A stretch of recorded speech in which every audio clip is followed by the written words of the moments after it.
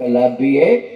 तो क्या हुआ कि स्वामी जी ने एक दिन कहा कि देखो भैया, गंगा की महिमा सर्वत्र है, लेकिन उत्तर वाहिनी तट पर जो हम तपस्या करने आए हैं उसका एक मूल कारण है जो मैंने वेदों से लेकर के उपनिषदों तक, शास्त्रों तक पूरा का पूरा रहस्य निकाला है, मर्म वो मुझे यही मिला जो मैं बताने जा रहा हूँ। क्या? अब लोग बड़े जिज्ञासु हैं, कान लगाए हुए हैं। देखो, ये उत्तर वाहिनी गंगा और उत्तर वाहिनी नर्मदा, समझ गए हो कि नहीं? ये महिमा बता रहा हूँ, यानी गंगा से ज्यादा महिमा नर्मदा जी की है।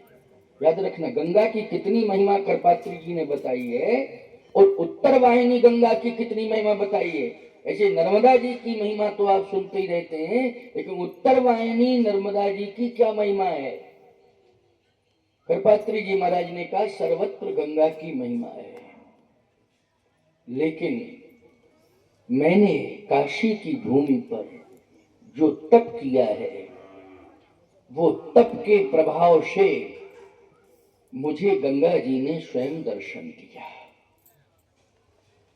और दर्शन दे करके, ये धर्म सम्राट जी की बात बता रहा हूं, वो तो साक्षात शंकर हैं, और गंगा जी दर्शन दे दे तो कोई बड़ी बात नहीं है, समझ गए हो कि नहीं? क्योंकि शिव के मस्तक पर सदा निवास करती है गंगा, लेकिन मृत्यु लोक में चूंकि वो मानव स्वरूप का अपना चरित्र कर रहे हैं, लीला कर रहे हैं, अपना अभिनय कर रहे हैं, तो स्वप्न में ही गंगा आ सकती है, अर्थात प्रत्यक्ष प्रकट होकर के कभी भी समय अनुकूल समझ करके आ सकती हैं। उन्होंने कहा कि एक बार गंगा माँ ने बड़ी कृपा करी और दर्शन दिया, तो उन्होंने यही कहा कि तुम तपस्वी हो, हम तुम्हारी तपस्या से प्रसन्न हैं, लेकिन कहीं ना कहीं मानव शरीर में, क्योंकि मानव शरीर है, इसमें त्रुटियां हो जाती हैं और वो पता ही नहीं चलता है। ऐसी त्रुटियां हो जाती हैं कि पता नहीं चलता है कि क्या त्रुटि हो गई, समझ गए हो कि नहीं? त्रुटि हुई क्या है ये पता ही नहीं चलता है, लेकिन जानने में तो कोई त्रुटि महात्मा आपसे हुई नहीं है, आप तो बहुत शंकर के अवतारी हैं, इसलिए शंकरावतार धर्म सम्राट करपात्री जी महाराज भगवान शंकर के ही स्वरूप हैं, उनसे कोई त्रुटि नहीं हो सकती है, लेकिन मानव लीला कर रहे हैं। तो गंगा माँ ने कहा कि तुम बहुत बड़े महात्मा हो, तपस्वी हो, लेकिन अनजाने में मानव शरीर से कुछ त्रुटियां हो जाती हैं। जो भी उत्तर वाहिनी गंगा तट पर तपस्या कर लेता है उसके समस्त जाने अनजाने के दोष में दूर कर देती हूँ। जाने अनजाने के जो भी दोष आते हैं उन्हें मैं दूर कर देती हूँ। इसलिए मेरी आज्ञा है कि जहां भी मेरा उत्तर वाहिनी स्वरूप हो वहां पर आप जाइए। तो फतेहपुर में कई जगह है, लेकिन फतेहपुर समीप था, तो इसलिए, और फतेहपुर में कुछ विशेष रूप से घाटों पर वृक्ष आदि हैं तो आनंद भी है, तो इसलिए धर्म सम्राट जी ने वहां पर निवास किया। अब आप देखिए, गंगा जी से मिलने के लिए नर्मदा जी आती हैं, आती हैं कि नहीं आती हैं? बोलो भाई। नर्मदा जी गंगा जी के पास नहीं जाती हैं, लेकिन गंगा जी मां नर्मदा के पास आती हैं। क्यों आती हैं? सभी ने सुना है, संतों ने भी सुनाया है, आपने भी बहुत सत्संग किए हैं, क्योंकि नर्मदा तट पर रहते हो तो नर्मदा जी की महिमा के बारे में बहुत अच्छा आप लोग जानते हैं, क्योंकि गांव गांव में लगभग नर्मदा पुराण होते हैं, और पुराण के माध्यम से तो पूरी विशेषताओं का वर्णन, हर घाट का वर्णन होता है।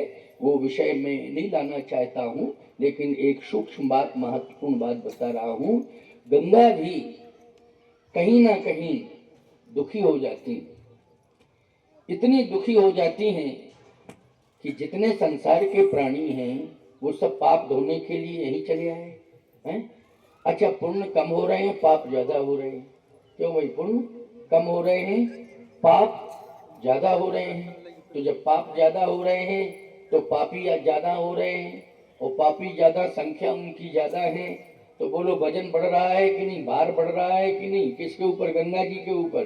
सब स्नान कर रहे हैं, माँ मुझे पापों से मुक्त करो, मुक्त करो, मुक्त करो, मुक्त करो। तो मैं बहुत परेशान हो जाती हूँ, दुखी हो जाती हूँ।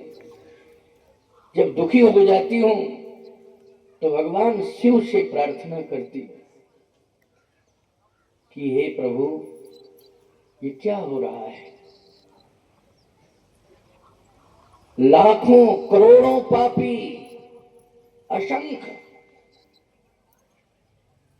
सब पाप धोने के लिए चले आ रहे हैं, और इतना ज्यादा पाप का बोझ बढ़ गया है कि अब आपकी कृपा मुझे चाहिए। इसलिए आप अगर कृपा नहीं करेंगे तो ये बोझ पाप का बढ़ता ही रहेगा। शिव जी ने कहा ये सामर्थ्य मुझ में नहीं है, ये सामर्थ्य तो मेरी पुत्री नर्मदा में है, उसी के पास जाओ, वही तुम्हारे बोझ को उतारेगी। बोलिए नर्मदा मैया की। देखो कितनी बड़ी महिमा है, सोचो जरा, भगवान हो तुम सब। गंगा जी को आना पड़ा, और गंगा जी को, नर्मदा जी का सम्मान करना पड़ा, और जो पाप का बोझ था वो मां नर्मदा ने गंगा को पाप मुक्त कर दिया है, उस बोझ से मुक्त कर दिया है। इसलिए बड़ी महिमा है। सप्त ऋषि सबसे ज्यादा महिमा मंडिता मां नर्मदा के तट पर वास करते हैं, और संकल्प है उनका कि उत्तर वाहिनी तट पर ही मैं रहूंगा, वही मेरा परिक्रमा स्थली होगी। समझ रहे हो? समझ रहे हो? वही मेरी परिक्रमा होगी। जैसे श्री गणाध्यक्ष भगवान ने माता पिता की परिक्रमा कर ली, शिव पार्वती की परिक्रमा कर ली। बोलो संपूर्ण तीर्थों की परिक्रमा हो गई कि नहीं? संपूर्ण पवित्र नदियों की परिक्रमा हो गई कि नहीं? संपूर्ण पवित्र पर्वतों की परिक्रमा हो गई कि नहीं? किनमें हुई? भगवान शिव और पार्वती। महिमा जासु जान गण राहु, प्रथम पूजियत नाम प्रभाव। परिक्रमा कर ली, प्रथम पूज्य हो गए, गणाध्यक्ष हैं वो। बड़ी महिमा है, उनके बिना कोई मांगलिक कार्य होता ही नहीं है। लेकिन ये महिमा किससे बड़ी है? परिक्रमा करने से। लेकिन किसकी परिक्रमा करने से? माता पिता की परिक्रमा करने से। ऐसे ही सप्त ऋषि नर्मदा जी की महिमा से बहुत प्रभावित हैं, जबकि डायरेक्ट संबंध है हिमालय से।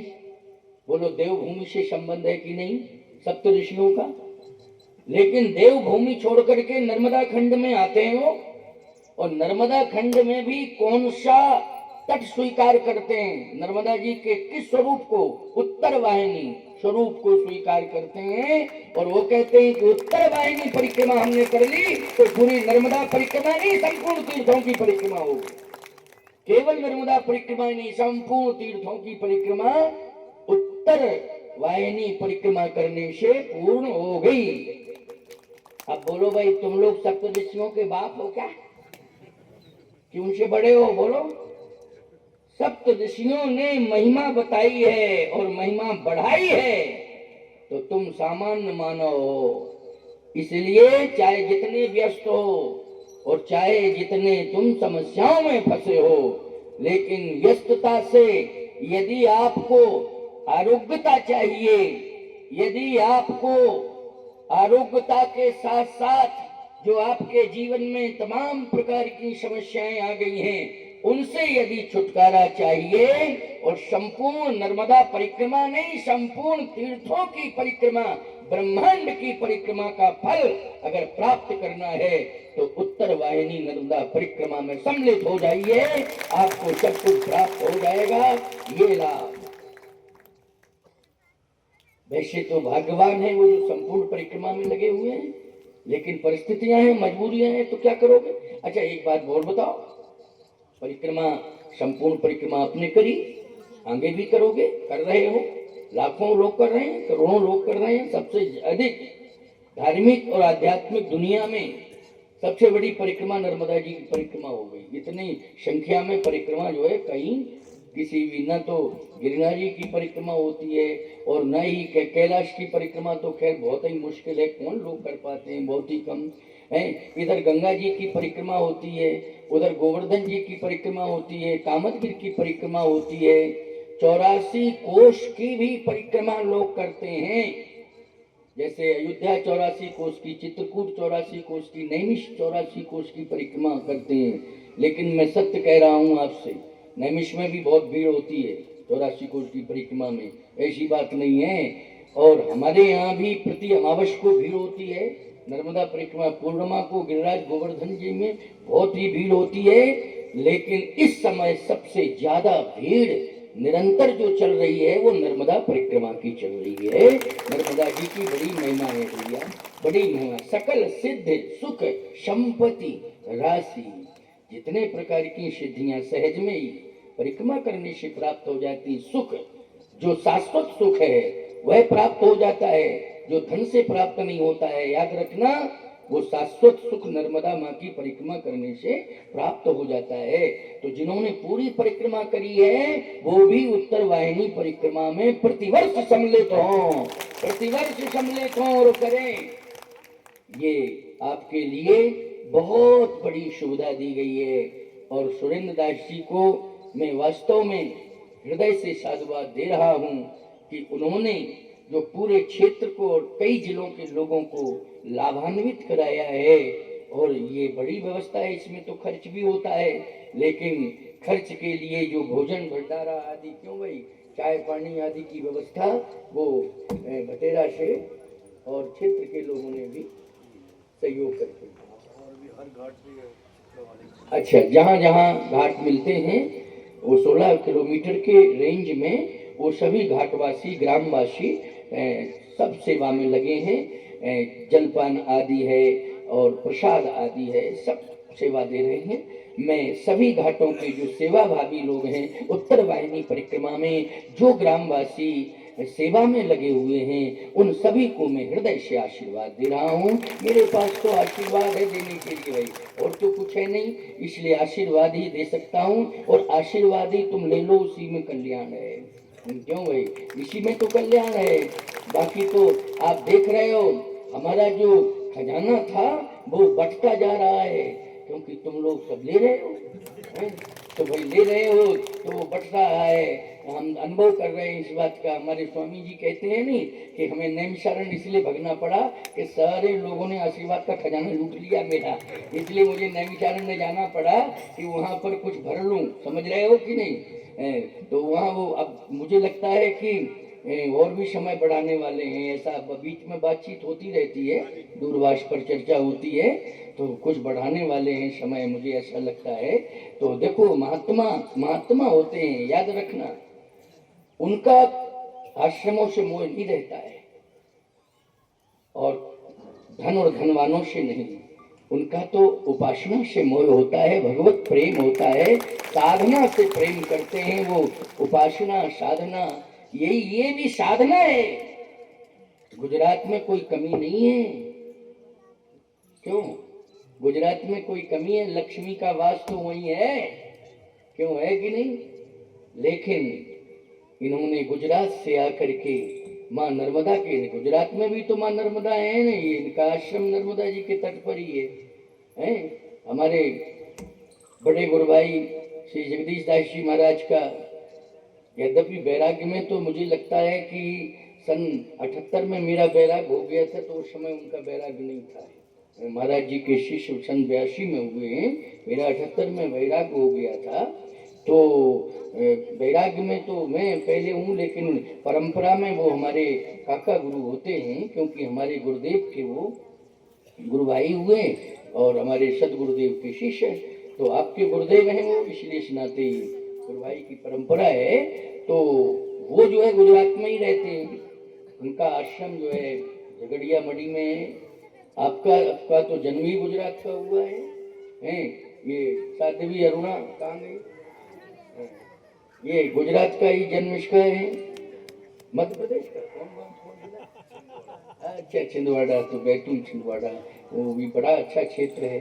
तो उधर जन्म हुआ, इसका सेवा में लगी है, खूब परिक्रमा वासियों की सेवा में पूरा समय देती है और निश्चित रूप से व्यवस्थाएं सही होती हैं और व्यवस्थित होती हैं और सारी की सारी दुनिया छोड़ करके भगवत सेवा में, भगवत आराधना में और खास तौर से परिक्रमा वासियों के लिए इसने अपना वैराग्य लिया है कि सेवा तभी हो पाएगी जब हम घर का त्याग करेंगे और परिक्रमा माँ नर्मदा के भक्तों की तभी सेवा होगी। ये इसका त्याग में जीवन है। तो मैं कहना ये चाहता हूँ कि भाई गुजरात छोड़ करके, नर्मदा का तट छोड़ करके वो मध्य प्रदेश में आए। ये हमारे स्वामी जी बेंगलोर छोड़ करके, स्वामी जी जो है तमिलनाडु में जन्म हुआ, वहां से छोड़ करके कहाँ आए हैं? राजराजेश्वरी मठ बहुत बड़ा है वहाँ बेंगलोर में, वो गुरु स्थान है, लेकिन वो कहाँ है? हीरापुर। और ये कहाँ है? काठू नगर। क्यों भाई है? ये सामने हमने ये भटेरा ईमानदारी के साथ बताओ, ये यहाँ आए तो ये समझ लेना चाहिए कि उत्तर वाहिनी तट पर कुछ अलग ही महिमा है, तभी संत आए। नहीं, स्वामी जी ने बड़ा आश्रम बना दिया है नैमिषारण्य में, लेकिन हीरईपुर वाले बजते हैं, बजते हीरईपुर वाले। बड़ा आश्रम बन गया वहाँ, यहाँ से बड़ा बन गया, लेकिन वहाँ भी बजते हीरापुर वाले। और हीरापुर, भटेरा, काटजू नगर उत्तर वाहिनी तट में आ जाता है कि नहीं आ जाता है? जल्दी बोलो। तो प्रत्यक्ष रूप से तुम्हें महिमा दिखाई दे रही है कि नहीं दे रही है? कि नर्मदा जी के तो बहुत तट हैं, गुजरात में भी बड़े बड़े आश्रम बने, बड़े बड़े तट हैं, सेवा करने वाले वहां बहुत ज्यादा हैं। लेकिन सही बताओ, ये जो उत्तर वाहिनी तट जिस पर आपके गांव बसे हुए हैं, आप क्षेत्रवासी हो, बड़े बड़े संतों ने यही डेरा डाला कि नहीं डाला? डाला डेरा कि नहीं डाला? अब क्या बतावें आपको। एक दिन हमारा और स्वामी जी का थोड़ा मजाक चल रहा था, बातचीत होती रहती। बोले अमरकंटक में मुझे जगह चाहिए। मुझे मिल गई वहाँ 3.5-4 एकड़ जगह। बोले अमरकंटक में मुझे नहीं मिली, मैंने बहुत प्रयास किया लेकिन नहीं मिली जगह। आपको हमें कथा में मिल गई, कोई खरीदी थोड़ी थी। कथा कही तो एक सेठ ने कराई थी, उसकी जमीन पड़ी थी 25 करोड़ की जमीन, 5 मिनट में दान कर दी। समझ लीजिए, अमरकंटक बिल्कुल उद्गम के पास में ही है, वहाँ जगह ही नहीं है, वहाँ तो आदिवासी और फॉरेस्ट की जमीन है, लेकिन वो उसकी पुरखों की जमीन पड़ी थी और वो बड़ा सेठ है, तो उसने कथा कराई मेरी और भूमिदान कर। वो पता चला स्वामी जी को, बोले हमें चाहिए, फंस गए हो, अब तो हमें जगह चाहिए। अरे हमने कहा जगह हमारी आपकी अलग अलग नहीं है, हमें मिली, आपको मिली, कोई दिक्कत की बात नहीं। मैंने कहा हमें हीरापुर में नहीं दे पाए हो, अमरकंटक में हमारी में घुस गए हो। ये हमारा उनका मजाक चल रहा था। हमने कहा वहाँ नहीं, उत्तर वाहिनी तट पर। लेकिन विश्वास हो गया है, हीरापुर आश्रम भी हमारा है और काटजू नगर में जलाराम आश्रम भी हमारा है। उत्तर वाहिनी तट पर 2-2 आश्रम है। बोलो भाई, है कि नहीं? इधर भी है और उधर भी है। इसलिए ये भी हमारा एक आत्म विनोद था जो मैं चर्चा कर रहा हूँ, लेकिन हमें संतुष्टि है कि उत्तर वाहिनी तट पर हमारे 2-2 आश्रम है ना, यहाँ इधर भी उधर भी। और आप सब जो है हजारों की संख्या में जुड़ते जाइए और उत्तर वाहिनी तट की परिक्रमा का जो स्वरूप है, महिमा है, उसको बढ़ाते जाइए और सभी लोग परिक्रमा में प्रतिवर्ष सम्मिलित होइए। अभी 3 तारीख तक चलेगा, लेकिन ये आयोजन तो प्रतिवर्ष का रखा है ना, है ना, प्रतिवर्ष का है। इसलिए प्रतिवर्ष जो है इसको और बढ़ाना है, सेवाएं बढ़ानी है। और न जाने कितनी दूर दूर से लोग चल के आएंगे परिक्रमा करने के लिए। और भी उत्तर तट हैं, उत्तर वाहिनी और भी हैं, माँ नर्मदा, लेकिन वहाँ इतनी भीड़ नहीं हो रही है, समझ लेना, इतनी भीड़ नहीं हो रही है। परंतु यहाँ पर महात्मा का प्रयास है, संत का प्रयास है, प्रेरणा है। इसलिए प्रेरणा देकर के आज आपके इस क्षेत्र का सबसे बड़ा परिक्रमा स्थल घोषित हो गया है उत्तर वाहिनी नर्मदा परिक्रमा। वर्तमान में सबसे ज्यादा उत्तर वाहिनी स्वरूप में यहाँ संख्या ज्यादा हो रही है परिक्रमा वालों की। ये साधु का बहुत बड़ा प्रयास, ये माँ नर्मदा की कृपा कि संत को बुला करके और ये व्यवस्था इस तट की सौंप दी कि लो संभालो तुम और सभी भक्तों को कृतार्थ कराओ।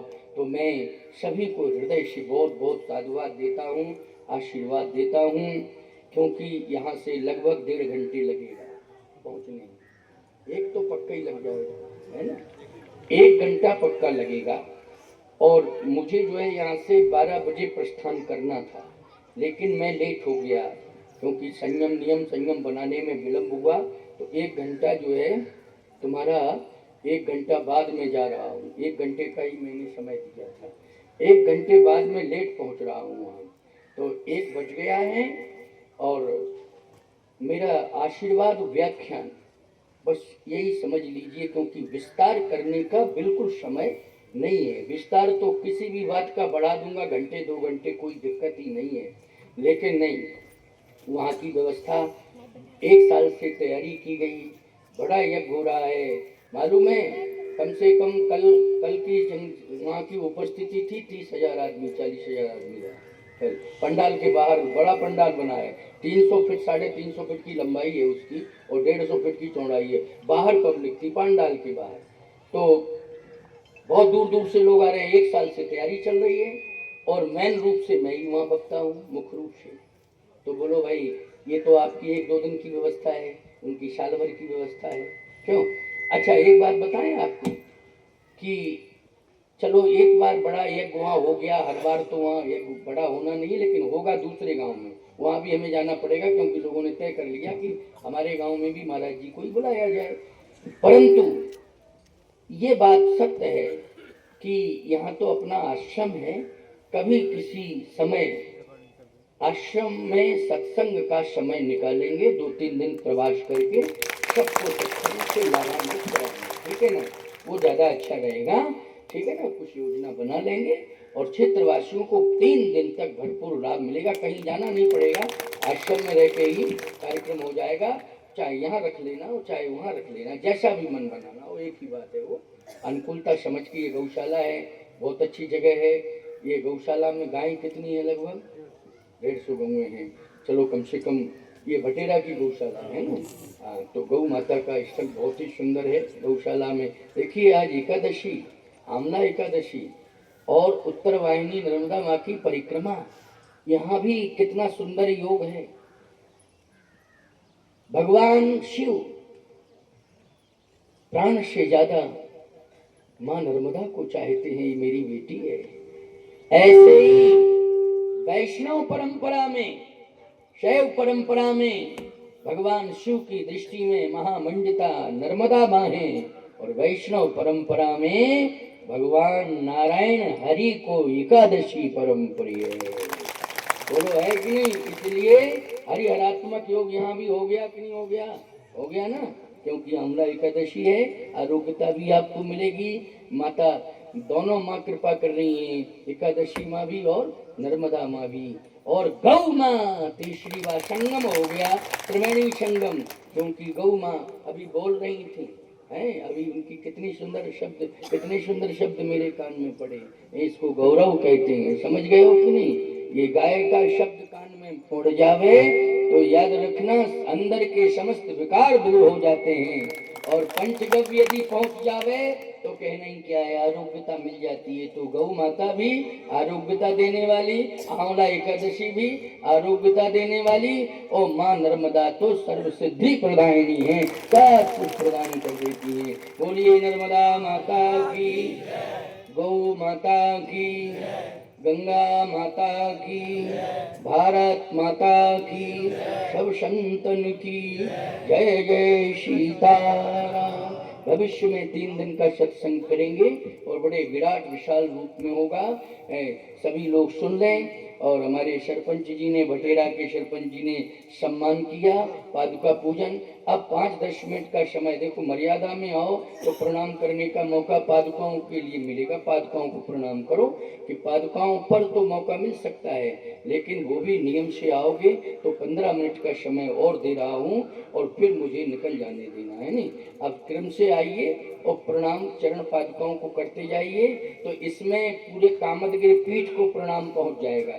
चरण पादुकाएं कामदगिरि पीठ की हैं, तो पूरे पीठ को चित्रकूट में कामतानाथ को प्रणाम पहुंच जाएगा, है ना। उसी में मेरा भी सम्मान हो जाएगा। अलग अलग से मेरे छूते फिरोगे क्या मतलब। इसलिए क्रम से आते जाओ, बाकी लोग बैठे रहें और क्रम से जो है बस